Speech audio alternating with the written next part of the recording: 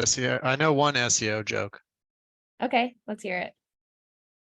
It's a marketing manager walks into a bar, pub, watering hole, sports bar. You're just supposed to keep listing like related Cocktail keywords. bar. Exactly. Yeah. Oh, that's really good. It's pretty bad. Yeah, I think it's great. All right, let's get things started here. If you go to the first slide, Eric. All right, so today we are talking about website migration essentials for startups. We get a lot of people coming to us and saying, we're about to redo our website. And that means a number of things, and it can be very complicated and it can be sort of straightforward. So we're going to talk about all the possible iterations and possible downfalls today. Just to introduce ourselves really quickly, I'm Chantal. I'm the Director of Marketing at Demandwell, and I'm going to pass it over to Eric Apple. Hi guys, I'm Eric. I'm the marketing manager here at Demandwell. I went through my first website migration back in February with us. So not a subject expert, but more of a beginner with you guys. Hi, everyone. I'm Mitch Briggs. I'm one of the SEO success managers here at Demandwell. I have been around the block a little bit more in this department. I've done somewhere between 40 and 50 of these types of website migrations, whether it's from one domain to the next or changing URLs. So both in-house and consulting with others. So happy to share some insights that I've learned throughout this. Fantastic. And Aaron, audio and video is off for attendees, but we would love to hear from you in the chat. So please chime in or ask questions in the Q&A. And yeah, we're excited to hear from you guys. So just a quick overview of what we're going to talk about. So we are going to share a website migration checklist. It's going to look really scary at first because it's like 1,000 bullets. But then we're going to break out each bullet into sections across strategy, how to inventory your site, why 301s are important and what role they play, the actual migration, the actual launch, what you should do after launch, testing, and then what to do to like confirm that everything has gone well.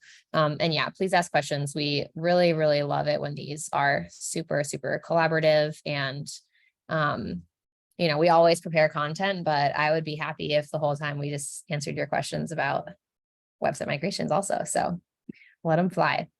All right, next slide, Eric. Thank you. Great. This is the scary checklist that I was talking about. So we're going to talk about each of these individual bullet points today. And we are recording this session. Yes, and we will send it out to everyone tomorrow morning. Cool. So yeah, let's just dive in and we can start talking about, oh wait, actually, I think we have a poll next. Eric, can you go to the next slide? Yeah. Thank you. So this, if you could drop in the chat, everyone, we're really curious how many pages your sites have, because the size of the site really impacts some of the advice that we're going to give today. So we'd love to just get a sense of how many pages people's websites have. And if you don't know, that's totally fine. Okay, so we have 40 to 50. Eric, how many does Demandwell have? I think around 1,000. Yeah. 20 without block, 200 with block. Okay, super helpful. Thank you, Mel. Okay, sharing 25. Awesome. Okay, this is really helpful. 75. Okay, great. Okay, great.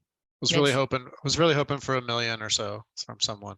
No, absolutely not. Nobody. Okay. Cool. All right, take it away, Mitch. Oh, do we want to go over to strategy? Still? Oh. Yeah. Right. Perfect. Yeah. So I think let's start with some definitions of migration, because that can mean different types of things, right? And I think the most obvious one is when you're changing your domain. So if we were, for some reason, going to go from demandwell.com to demandgreat.com, I don't know, maybe we're being sued or something and we can't use that domain anymore or something like that. That's not happening. But if that was the case, you have to change domains, or Maybe you're on a .com to a .co or .org to a .gov, whatever that high level domain change is. That's essentially, that large move. All your URLs are going to be changing in the eyes of Google end users. And so you have to kind of make sure you're doing everything appropriate to understand that complete move. Another common thing we see is you're moving your site content because of acquisition. And that's slightly different because you might have your existing brand that lives, the acquiring company, or if you're the acquirer and you've, gobbled up 2 or 3 other domains and you want to consolidate those all into one. It's a little bit different from a planning standpoint because you might have similar content across both domains. You may have one domain that's way larger than the other or doing much better in terms of search and others. So there's more to kind of preserve as you're moving it over. And then others are kind of like this rebrand or like internal projects. So if you're changing your name and your company name and changing domain at the same time, that's kind of the same as bullet 1, where, everything's really changing. Sometimes you might just be doing a template refresh. So maybe you have some site speed issues or usability things that you're just trying to put like a new look and feel across your entire site, and you're just changing those templates. If you're not changing any URLs at all, I would qualify that as not a migration, right? You're really just improving your site, really just making some changes. You're not necessarily doing anything that would have any major impact from an SEO standpoint, other than improving the templates themselves. Something you might look at like page performance before and after to make sure you're not hurting yourself there.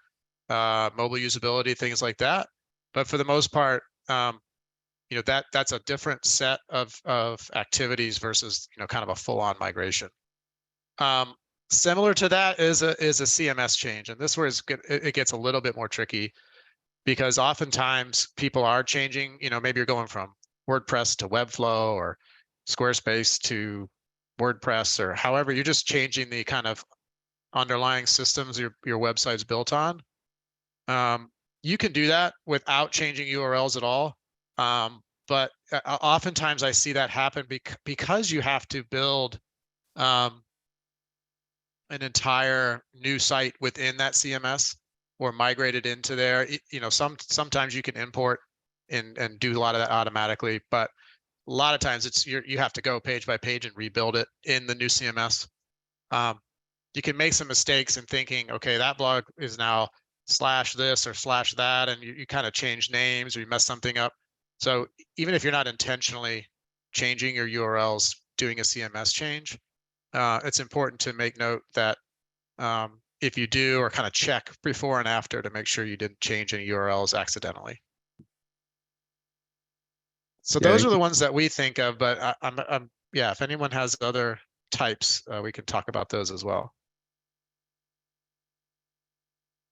Can you share the next slide too, Eric? Because we have an example of what Mitch was just talking about. Yeah. Yeah. Yeah, I think this is a big thing to think of is Mhm. I hear all the time, like, we're not changing URLs, and then they go live with the site and everything is, from a search standpoint, has taken a huge dip and we're wondering why. And they might have gone from www to non-www as the default. Mhm. And if they're not putting in the proper redirects to map that together, that does count and constitute a URL change. So, from a Google's perspective, it's indexed pages that are kind of that end resolving point. So that's trailing / non-trailing / HTTPS, non-HTTPS, www, non-www. So there's all these combinations of ways that you could be changing URLs without you thinking you're changing a URL. And if you aren't doing kind of the proper redirection to make sure only one version of this is what is set as the default, you can have some unnecessary kind of movement there that Google has to kind of figure out where all those URLs went to on its own if you're not mapping them correctly. Fantastic. Yeah, you can go to the next. Cool. So let's talk about the sort of preparation steps for people with, even if you have 25 pages, up to 200, like it's still good to really be cautious about inventorying the site so that you know exactly what you're getting yourself into before you start doing the actual migration work. Yeah, for sure. And this is kind of dependent on the type of migration you're doing. If you're absorbing kind of into another site, or you're making sure you're kind of fitting into a new content strategy, a lot of that's going to be more in the strategy side, but it really is just starting with a list of every URL you can find. And the best way to do that would be if you can use a crawler like Screaming Frog or other tools to just kind of get an index of every URL that can be found, both from Google. I'd We've look, also done like multiple before where we've done like pulled from Search Console and also a sort of a third party, because they don't always deliver the same exact list, which is tricky. yeah, it is. And depending on the user agent and what's allowed to be crawled, you might find some other URLs that need to be migrated. Another good way to look is just to use your Google Analytics and just look at any page that was, all the hits that have happened on your pages for the last year or two, even just go back and see every URL that's ever had a page view, put it in the list, because then you're just kind of looking through that list of things that you need to actually recreate on the new site. And that's really where like gathering and mapping data can help. So obviously you want to prioritize the pages that are getting the views over time, looking at organic assets as well. So it might not be something that's getting a ton of traffic, but if it's ranking really well for a group of keywords that you really care about, or in some cases it might be getting backlinks to it. So therefore it's a really valuable piece of real estate from that standpoint. Maybe it's a page that is doing a lot of internal linking as well. If you were to get rid of it, the pages that rely on those internal links, aren't getting that same kind of authority passing through them.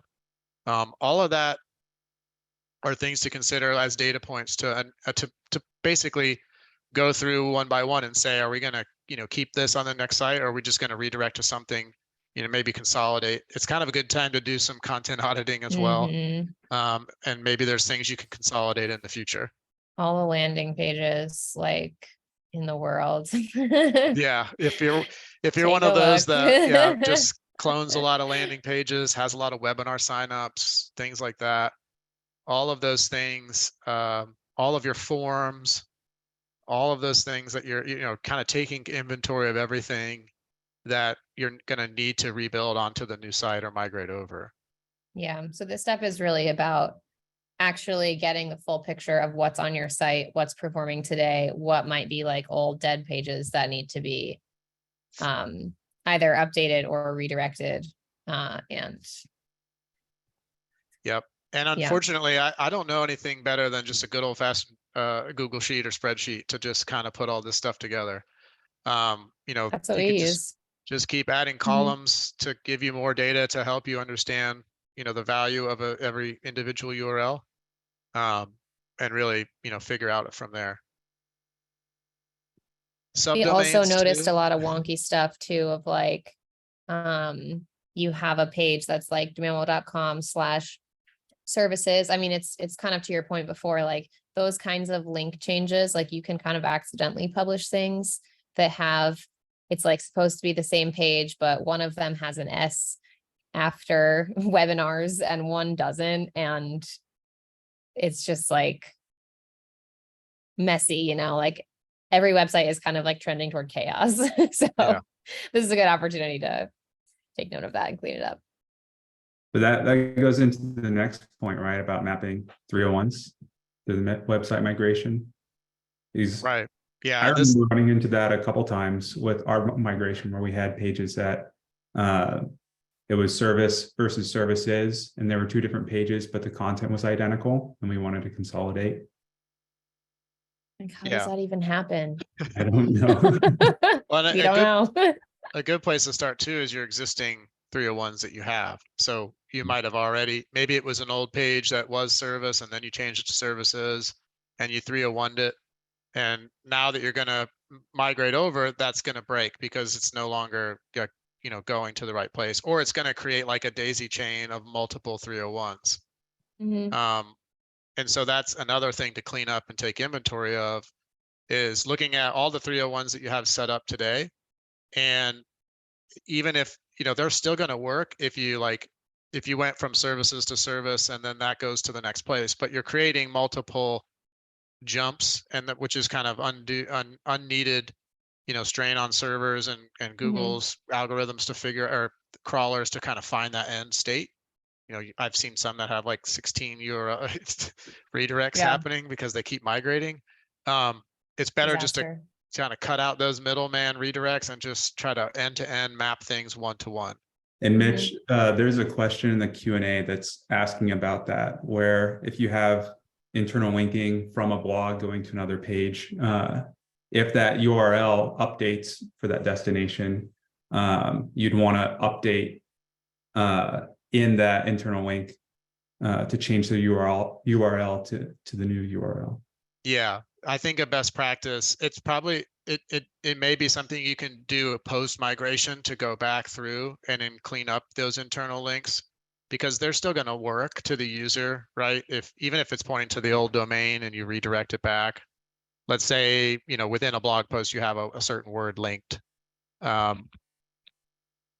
think best practice is to make sure that is, when that link happens, it's a straight to a 200. There's no redirection happening. Updating those internal links is really kind of a manual process too, unless there's like a massive find and replace thing you can do on your CMS. I think for the most part, if you're rebuilding pages onto a new CMS, while you're doing this migration, it's part of your kind of like production checklist as part of like the migration, I think is like one of our buckets as well. Actually moving content into the new place. Part of that checklist would be looking through the content and changing any, links to what the new pages are going to be. And that's part of your planning too, is you should know what the new URL is going to be so that you can use that, reference that map to know, okay, the new place where that is going to be is this /blog/ something. And when you have redirects like that take multiple steps, is there a good way of catching those, or is it a matter of keeping note of all your 301 redirects and then just going down the list and picking them out? Yeah, I think you can kind of know the common starters for those, and instead of having them go to multiple steps, and the final place is just to essentially break those redirects and then just have it go from one to one. It's really tough to identify how many of those steps are happening for every single URL. That kind of involves like multiple crawls, where if you're taking inventory of all your old URLs, have a list of that. So you can even post migration, crawl that list of your old, see where those redirects are happening. Some might resolve like you want them to with nothing in the middle. And others might be, oh, that's actually redirecting to this, which redirects to that, which redirects to that. You can go back and fix that initial. So the inventory part and the mapping part is at best trying to get every URL that you could think of in the past that was your old URL, mapping it to a new one. And then that becomes kind of your source of truth going forward of here's everything that was old and where it should end up. And you could use that later to basically check those to make sure they end up in that right place. And if they don't, you can basically go and back in and figure out why and kind of adjust those.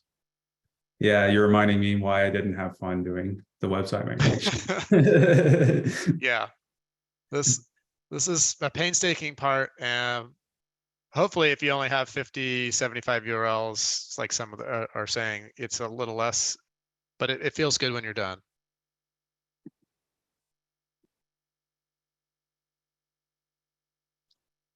Yeah, this is the kind of the next phase, which is like, now that you have a plan of where everything's going to end up, what you're actually going to keep in terms of large content pages on the new site, what that new site looks like in map. this is the fun part of the actual migration. So if you're, if you're changing CMSs, you're basically have to take everything and move it over. In some cases, that's just manually rebuilding every single page in the CMS, using the new templates, using the new assets, things like that, linking everything together. Once you have those wireframes and everything, what page is going to go into what template, that's kind of more the that web team to decide all those things. What your blog templates, what are your landing pages, what's the homepage look like, that should all somewhat be decided kind of in parallel with the planning, so that when it comes time to actually do the migration, you're able to kind of know what page is supposed to go where and who's building what. If you have a staging site, what that looks like, making sure you have backups of everything you're doing, because you don't want to have to redo, or if you go live with something and everything's broken, be able to revert back to the old site, even if it's for 24 hours while you fix something. Quick Having question those about things in this. place. Yeah. Are you backing up so say you have like a WordPress CMS, and then you have your site hosted on something like SiteGround. Where are you doing the backup? I would say do the backup of on the WordPress site, so that Okay. if for some reason when you go to turn that off Mm-hmm. and turn the new one on and something isn't working on the new one, you can always go back and kind of undo that quickly and just spin up the old. I feel like we've done something in the past where we've saved like a certain version of the site on SiteGround in a specific way. What is that? I think that was with WordPress when we were doing We've our done it multiple migration. times. Mm. Yeah, like even just for a rebrand, we did that. Mhm. So why would one do that? Yeah, it's really if just to ensure that if something's broken when you hit go on the new templates or new things like that, that you're able to Control Z and undo. And you don't have something that like, oh, we're just stuck with this now, that we can just say like, let's just relaunch the old, kind of reset from the backup. And, hopefully that can be something you can then fix and try to do it again. Knowing you have that kind of thing to fall back on. That's what I'm remembering from February, was the big undo button that the other Mitch at Demandwell, Mitch Causey, really emphasized, is being able to click undo and get the old site back in case things tanked. Yep. And we did our migration like at noon on a Saturday when nobody was looking at our site, and crossed our fingers when all this was ready. Yeah, would definitely recommend that too. Don't be testing this at like 10 o'clock on a Tuesday. Unless there's some big announcement that's going along with it or something like that. So that kind of, brings us into the launch phase, which is, all right, everything's ready to go. We're going to launch the new site, and the kind of order of operations is, get new site live, implement 301, redirects quickly afterwards. And then you're kind of updating, to the no index part of your old site, looking at the primary new site that you're bringing. Make sure this happens a lot, because a lot of times you're building this site and you might have it blocked by crawlers with your robots. They go live with it and they forget to remove the no crawl or the no index that's been implemented site-wide. If they're not using like a true logged in state test site, maybe you're just building it out live, so to speak, but no one can find it. That's happened a lot, where you go live and you redirect and you're like, everything's looks like, you're getting a lot of errors and things. And it's because you forgot to take out the no index, no crawl on the new site you're launching. That was kind of like being built in a hidden way. So just always make sure you check that. And then kind of the final thing, and you have a little bit more time on this, is if you have Google Search Console set up for both domains, there's a function in there where you can essentially tell Google you're moving sites. And you need to be the owner of both. And you need to say like, I'm moving my site. And then on the other one, you say like, yes, this is moving to this site. I don't have any real evidence that if you do or don't do this, that it has like any like effect. I will just like anecdotally say it seems that Google takes your like the flipping of like these old URLs used to be in search and now these ones are in much faster when you utilize that feature to tell it like, hey, I'm doing this on purpose. Go ahead and index this new site and de-index the old. And It's accept like when you those submit a redirects. page for indexation versus like waiting for Google to crawl and then index. Yep. So it's about speed Mhm. in terms of how fast Google will start to replace those URLs in search. Mhm. One question about the 301 redirect. So like, say you have a 200-page site and you're going from demand well to demand great, and you need to like 301 everything. Is there like a CSV upload that you can do in WordPress or something to make it faster? Yeah, it depends on where you're, writing these in your CMS, but a lot of times you can do this in a spreadsheet and upload a CSV to like the rules area of your htaccess file or server side, wherever you're kind of accepting that. Or even if you just take it out of there into like the text file that just has them kind of written as rules, and you can copy and paste it pretty quickly that way. There's also ways to, put this will get a little bit more like a web dev should probably do this, but there are ways to like, if you have a lot of URLs that you all want to go to one point for some reason, because, those are not being actually migrated, that's just kind of one rule that you can put together that everything goes to one thing. You don't have to do everything line by line if it's kind of like the same type of rule. For example, what I'm thinking is we had a lot of pages that we wanted to abandon and leave behind on our old site that we didn't have any use for anymore. And we just added a redirect to the home page or our demo page. Is that what you're talking about? Yeah, that's a great point, Eric, is like, don't just let something break on the old site. Essentially make it impossible for anyone to get there again. If that's truly what you're trying to do, if you're truly trying to forget about that domain and move it over. Because you don't want something, somebody to be able to hit that at all and get like the 404 page of your old site. Just make sure subdomains, things like that, all combinations of things are you have that kind of catch-all redirect in place so that even if they're trying to hit the old one, the new site will throw up the 404 or something like that. It's just that way you can assure that just in case anybody ever built a link to that or had something bookmarked or you're linking to that internally, that it doesn't like take them off the site or anything like that. Isn't it important, like, so say we had an old landing page that we're like, oh, nothing links to this at all. We're confident in that. So one might assume, great, I don't have to create a 301 for that because no one's ever going to land on that page. However, a crawler will still land on that page, right? So that's the reason why you need to have the 301, like regardless of whether or not anyone is going to land there again, is because you could be penalized for having links that don't work, right?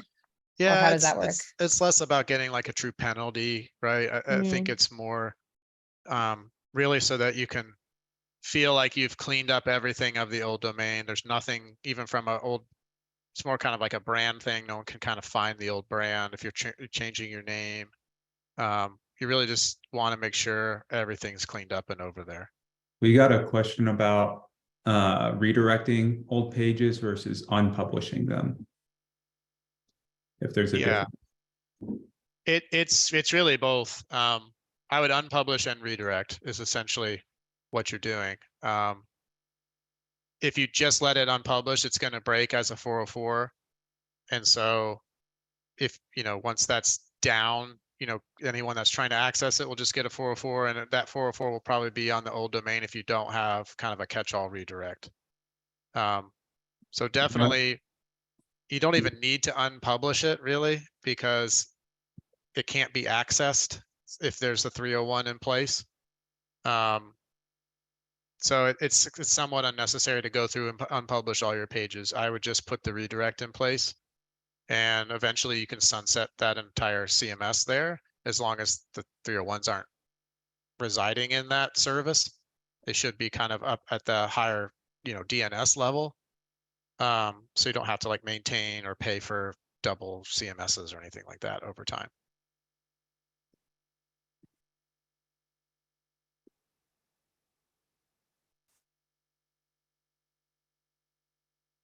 So yeah, after you launch your website migration,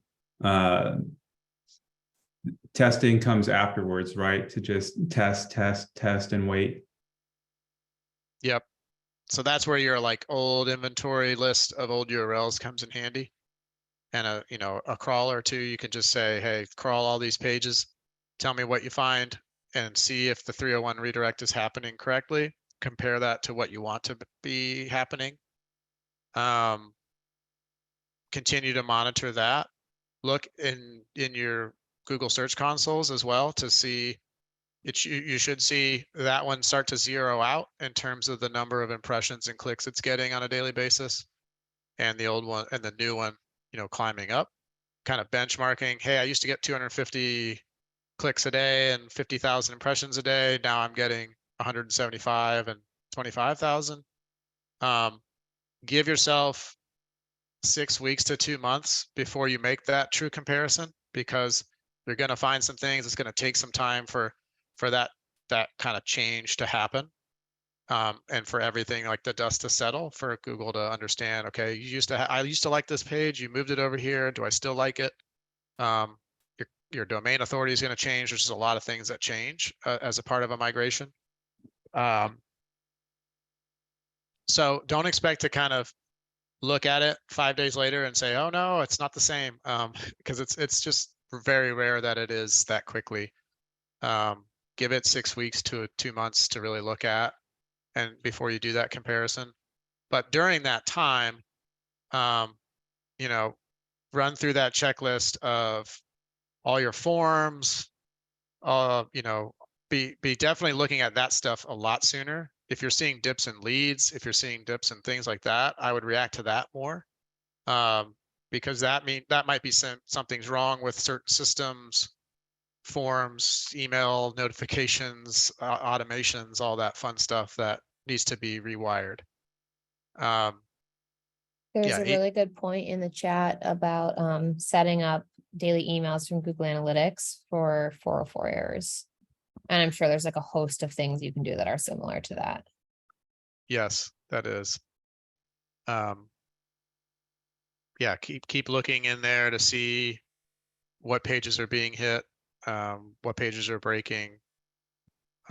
Do that crawl multiple times on your old URLs just to make sure nothing's left behind. And if it is, put in new 301 redirects. Do a crawl of your site to see internal links. Are those redirecting? And that's where you can kind of see things you may need to go back and actually update. Okay, I'm linking to my old domain on these pages. I need to link to the new page instead of letting it 301. All kinds of things to kind of comb through. But the priority would be, the actual functioning pieces of your site. If people aren't able to log into your application, or aren't able to fill out forms or kind of do those basic functions, those are always going to be your priority. And then, content wise, making sure you're still enjoying the rankings you enjoyed, you're still getting the traffic that you were getting on previous. That's kind of the next thing to look through. Yeah, multiple browsers. Some of that you should probably do before, but it's good to, if you're doing a test site versus live site, make sure everything from a usability standpoint is there as well. Page speed, kind of check your old versus your new core web vitals. If you have a performance dip, you can kind of think through what it is you need to adjust there. with our first rebrand, which is a little bit different than a site migration, but like equally kind of need to confirm that everything went well.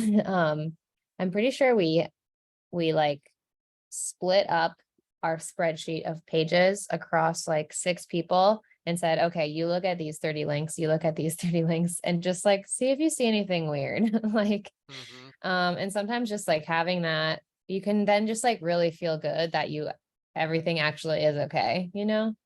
Otherwise, you're just looking at a spreadsheet and you're like, seems fine, Yeah, you know?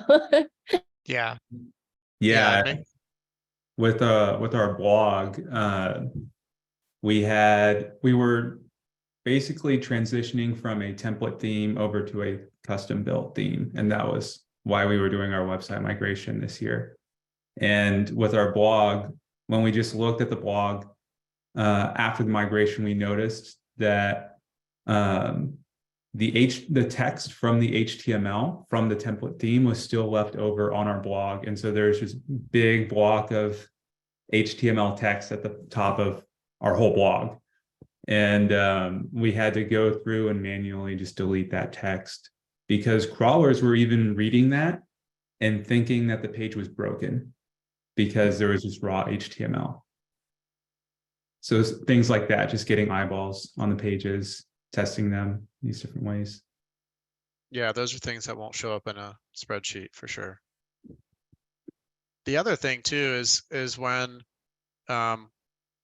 this is going back a little bit, but when you're thinking of like you've been acquired and you're trying to move that domain into the greater fold of a larger domain or equal domain, part of that planning process, in addition to like, here's all the URLs I have, know all the URLs they have, and the way to kind of line them up, at least from an SEO perspective, is kind of understand the keywords that are driving traffic to this URL and the keywords that are driving traffic to another URL, and where there's overlap, put them together so that that can somewhat tell you like the keywords you're competing with. If you have access to both their search consoles, kind of export that data and just kind of look up, what's the main keyword for each individual page. And if there's overlap, that actually helps you to know like, okay, that page is ranking higher than our page. So we're gonna 301 redirect that to that because it's similar.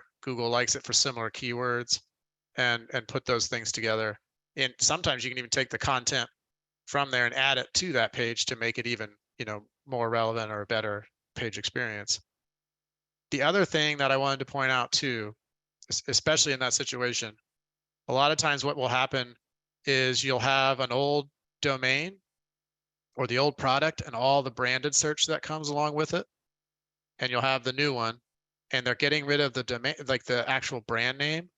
But what you don't want to happen is all that branded traffic go away, because especially if it's a established brand name and it has a lot of search volume, if you just 301 the old homepage to the new homepage, a lot of times you can lose that ranking. So let's say we're Demandwell and we get acquired by Salesforce. All these people that are, if we just 301 to Salesforce and people are looking for Demandwell, it might not over time be a good experience to just land on salesforce.com without any kind of messaging. So a lot of times what I see folks do is you would create just a page for that individual brand that you've acquired, slash Demandwell. And that can be, Salesforce acquired Demandwell, here we are, here's where you can log in, kind of create that brand experience, and you're redirecting the homepage to that page instead of the homepage of the parent. Yeah. And that's a great way to like preserve the brand traffic to a more branded experience on the other side. Are people like creating pillar page copy on a page like that? Like they see, okay, what are the related terms to Demandwell? How do I build content that will actually rank for this term? Now that like my website, which used to have the URL demandwell.com and a million H1s with the word Demandwell in it, like is going to be gone, Yeah. like how do you actually continue showing up for that term? It's usually not that difficult if the brand is unique enough to be the kind of the only one talking about it, right? If your brand name is something like Sailboat or something, it's like you might lose out because Sailboat is different than, something like Demandwell, where, I don't know who you're really competing against, and you have the old domain, that's the whole domain is redirecting to this, like Google will know that and you'll probably keep winning. I would still use content and use, in your H1 and title tag, like those brand names to preserve that, give yourself the best chance. I don't think you need to write a whole Like bunch of copy. 1,500 Yeah. words. Yeah. To Cool. kind of rank for that, but Mhm. definitely redirect the homepage as well, because I've had some that want to keep the homepage live, like Yeah. everything else stripped out of it, and keep the homepage there as just like anyone looking for this will still find it, and then we'll redirect them over like, hey, we've been acquired. The reason I don't like that is because most of your homepage gets the most amount of backlinks than most the rest of your site. And so all that equity is just kind of being lost just in this one homepage that it's going to rank for the stuff it's going to rank for that's mostly branded. So you might as well migrate that as well to a / brand name.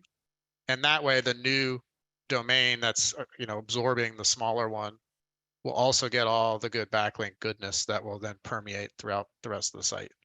Mhm. There's a really good question in the chat right now about moving from .me to .com, company name staying the same. Should they It's- expect to lose rankings? in the short term, yes, you'll going through this. The good thing is you'll probably be able to do the 301 mapping a lot easier, because if you just keep everything the same kind of after the top level domain, then it's just like in Excel, you're just saying, find and replace, and that's the new home for the new URL.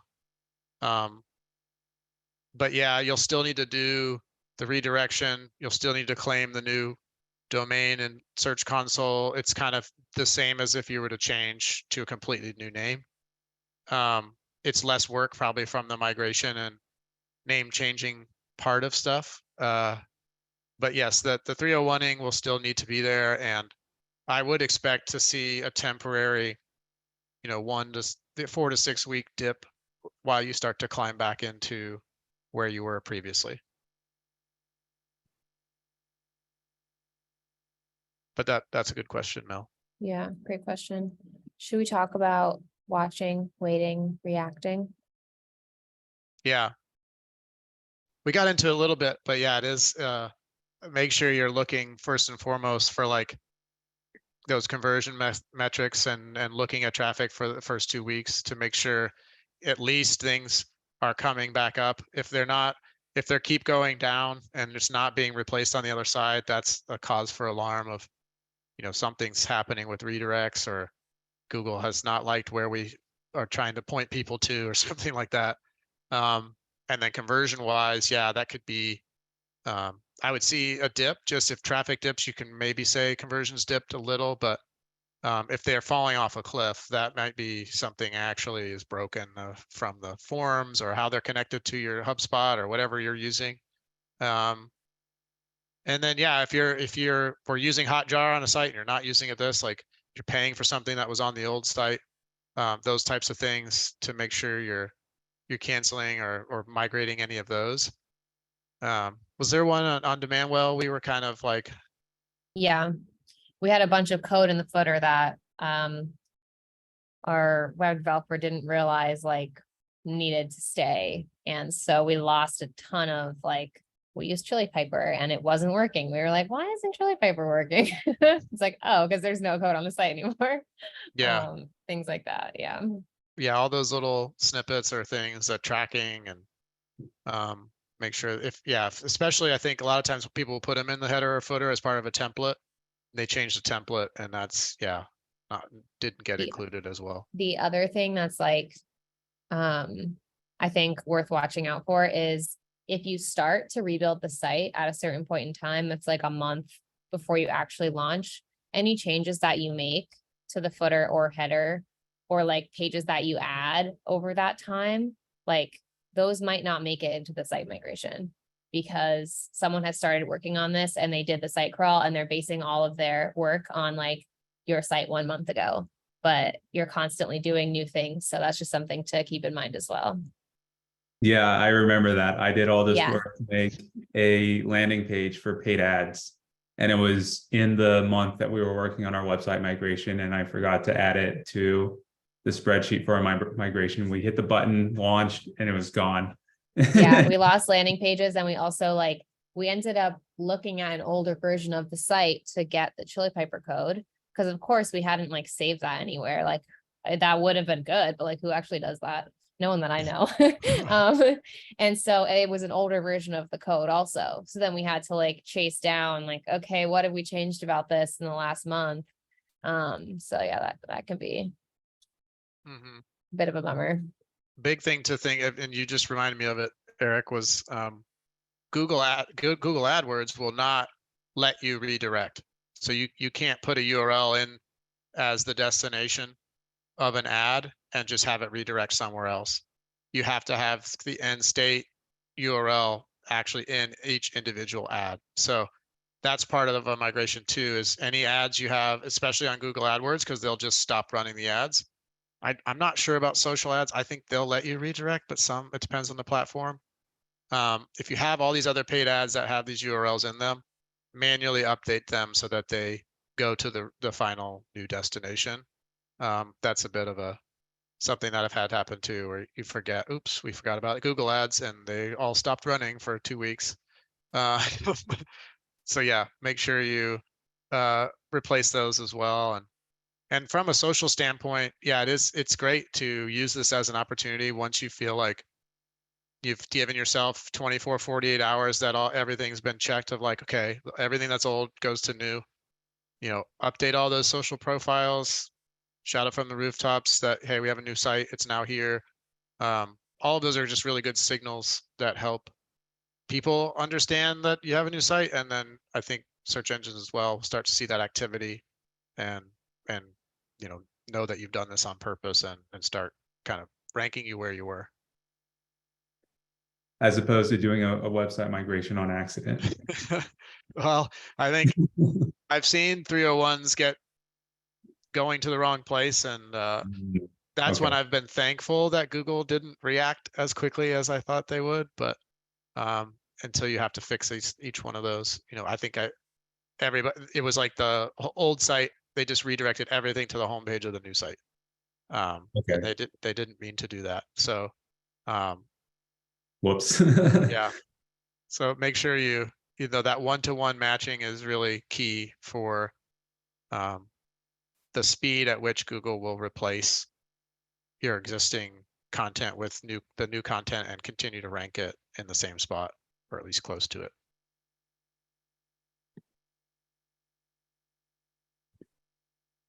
So that's kind of our checklist of how we walk through things. There's even some more, devil in the details on a few of these, but we've done these for people in the past too. It's especially if you're kind of already engaged with an SEO project and then all of a sudden there's a brand name or you get acquired or something. It's kind of like something to make sure you're really considering. Yeah, this is an overview of how we support people with migrations. I think like a lot of times people think, oh, I can't start SEO until my migration is done. But it's like, no, you need to consider SEO throughout the entire site migration process. And we can support in these ways when people are going through a site migration. We do have a bit more time left. So if people have questions, now would be a great time to ask them and we can kind of walk through them for the last few minutes.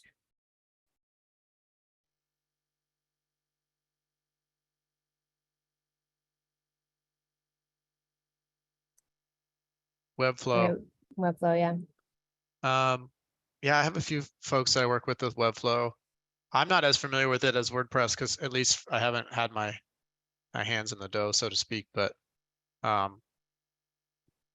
think there's a weird thing with like how Webflow does like collections and things. And so if you're migrating away from that, it could give you an opportunity to change the URL structure that kind of puts things into groups automatically, and maybe you don't want that in the future. But if you're migrating to it, something to consider is just how it almost can make like multiple blog-like collections of content types. And so it's different than just like creating a page and a page and a page and a page. There's like the way it puts together those collections, and I hope I'm saying that right. Especially if you're migrating into it, think about how the content you're going to have now is going to live in or maybe into one of those collections of pages or content, and how that affects the actual URL structure, because I think it adds in like an extra subfolder for the types of collections and things that you're putting it into. And then I think the other tricky thing with them is I think they require you to create a custom field to be able to set custom title tags and meta descriptions. So make sure that's something you're doing as well, or else everything in that collection will just have the same title tag across, you know, the group of URLs in there. We have another question in the chat from Sam about recommendations of what to give web developers and avoid unnecessary mistakes, specifically when setting up 301s. Yeah, I wish because I've done it so many ways, and it's depending on the experience level of the developer, has either still made some mistakes or took shortcuts in terms of like, oh, I can just write one line of code and it will do all of this. Like really telling them like, no, I need this to be 1 to 1 to 1 to 1. I need each one to have its own line. I would try to, if you have something in like a spreadsheet, format that for them in a way, like in a text file that, you know, the redirect rule 301, like the way that each individual line should look within an htaccess file. If you could just provide them with that, it's almost like a marked up version of it, and tell them where this needs to be implemented.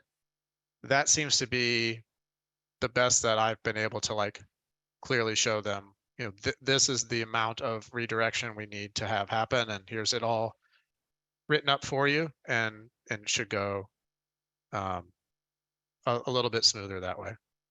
I would also add on that a mistake that I made, one specifically giving our web developer information that she needed for 301 redirects. Anything that you give your web developer to do, I would say add that to your own checklist to double check things after the website migration. Don't put all the responsibility on the web developer. Something that I forgot to do, we were chopping up different pages into page categories. So we were adding page categories in the URL slug. So like posts, blogs, FAQs, we were splitting out into all these different page categories. And one of our categories, we split, and I didn't add the new one into our HTML sitemap. And so after our website migration, we had, I think 200 pages missing from our sitemap that I had to catch afterwards. Eventually, just coincidentally found out not that long ago. I was like, wow, the website migration is still packing punches now, 2 months after the fact. Doesn't make you feel good finding that out. Yeah, if you're giving this information to a web developer, they have their job. Make sure to double check your work on your job. Mm-hmm. Lily, I see your question about how long does it normally take? There's a lot of factors there, right? Size of the website, size of the team, how much you can do this full time versus, you know, the other tasks you have as marketers. But I'd say if you were a 1-person show and you had a 500-page website and it was all you were focused on, you could get that all done in 3 weeks, maybe. if that's really all you were doing, you know, from the planning to the migration, especially if it's just a clean, like this domain's going to this domain and we're keeping everything. But typically, you know, 2-3 person team, couple 100-page website. They're doing it kind of 20% of their normal, you know, utilization. It's more like 2 months, 2.5 before from like, okay, we're starting the plan to launching live. It's usually that amount of time. I would just say anytime you think it's gonna take, just literally double it in your mind. It's always more than you think, is what and timeline wise, it's always longer than people think before they actually go live with the site. We took 2 months roughly, I think, to do our website migration as far as like from planning to finish. And those last 2 weeks leading up to that website migration, it was heads down work. And we almost had to push back our launch date a day, but we ended up pushing it back, I think, 3 hours. But yeah, there's a lot of heads down work that I wasn't expecting right at the very end. Like I thought I was done, and then I had 6 more things to do. Yeah, for sure. I think the largest phase in there is probably the actual migration phase, depending on the size of the site. But that's the one thing I think people think can be automatic. You know, we just like import it into the new CMS or something like that. It's like usually you have to page by page, open it up, edit it, publish it, you know, just like you were adding new pages to your site, you have to rebuild in link and do all those things. That's Yeah. usually the bulk of it. My uncle's a doctor and he has this joke where he says double the dose and lower your expectations. And I feel like that's true about site migrations as well. It's like double the amount of time you think it's going to take and lower your expectations. Yeah. Yeah, that's probably one of the biggest takeaways is do not do this lightly, right? As a business, do not take it lightly as like, oh, we'll just switch domains. Like I want to go from a edu to a .com. It's like you really need to have a business case for doing this, because it hurts and it's painful and it's rare that when you do this, you come out the other side of like within, you know, you're going to take a short-term hit. So just make sure everyone making these decisions is aware of that. Yeah, and all of you doing website migration soon, good luck. Yeah. Best of luck. Best of luck, Sam, who's doing it next week. Very exciting. Right. Cool. Thanks for the time, everybody. Thanks, Mitch Briggs. Thanks, Eric. Thanks all. See you all next week. Bye.